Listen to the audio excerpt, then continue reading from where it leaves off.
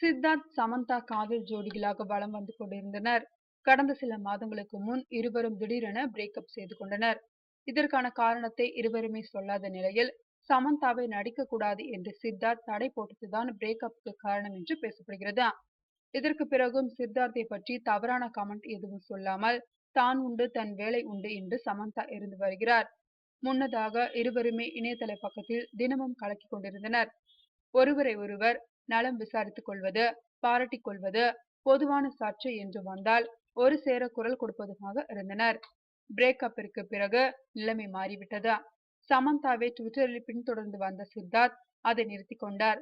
சமந்தா முன்பு என்ன கருத்து போட்டாலும் அதற்கு கமெண்ட் போட்டுக் கொண்டிருந்த சித்தார்த் இப்போது அது பற்றி கண்டுகொள்வதே இல்லை. ஆனாலும் சமந்தாவோ முன்னாள் காதலன் சித்தார்த்திற்கு தந்து வந்த ஆதரவை நிறுத்தாமல் தொடர்ந்து வருகிறார். அவரது 2 புதிய படங்கள் திரைக்கு வந்தபோது அதற்கு வாழ்த்து, பாராட்டு தெரிவித்து மெசேஜ் போட்டார். இதற்கும் சித்தார்த் பதில் எதுவும் சொல்லவில்லை. இது சமந்தாவிற்கு வருத்தத்தை ஏற்படுத்தியது. அது குறித்து மறைமுகமாக ட்விட்டரில் வருத்தம் வெளியிட்டிருக்கிறார் சமந்தா.